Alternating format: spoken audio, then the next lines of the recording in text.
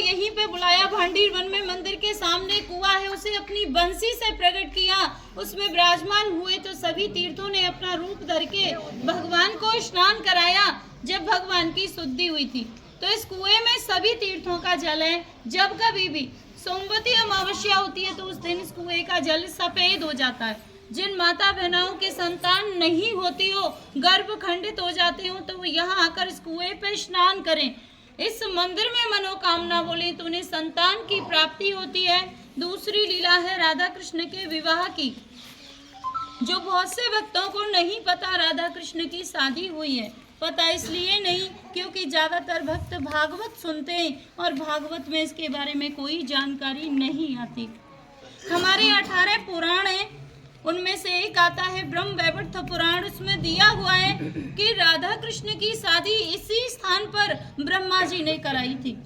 जब एक दिन कन्हैया जी और राधा रानी इस स्थान पर आए, तो उन्हीं की माया से यहाँ पे 1000 खम्भों का मंडप प्रकट हुआ, जिसमें सभी खंभे सोने के थे, जो रतन मोतियों से सुशोभित हो रहे थे।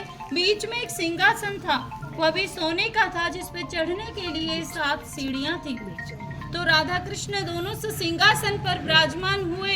तभी ब्रह्मलोक से ब्रह्मा जी आते हैं और अपने कमंडल में से जल लेकर राधा रानी के श्री चरण कमलों को धोते और उनसे उनके चरणों की भक्ति का वरदान प्राप्त करते हैं। फिर पूरी वैदिक रीति से उन दोनों का विवाह कराते हैं। तो विवाह में सारी रीतियां हुई थी, जैसे वेद मंत्रों की, हवन की, फेराओं की। तो लास्ट में विधि होती है मांग में सिंदूर भरने की। जब तक सिंदूर नहीं भरा जाता, शादी मान्य नहीं होती है।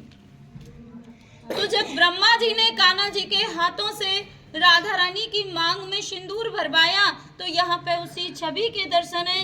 यहाँ पे ठाकुर जी राधा रानी की मांग में सिंदूर भरते हुए, हाथ देखना सभी ठाकुर जी का हाथ राधा रानी के सिर के ऊपर है, चुटकी बनी हुई है हाथ में। इस तरीके से ये पूरे विश्व का एक ही मंदिर है, जो भगवान के ऐसे अद्भुत शादी के दर्शन यहाँ भांडीर वन में होते हैं। नहीं तो जहाँ भी दर्शन करोगे, शांत हो जाइए,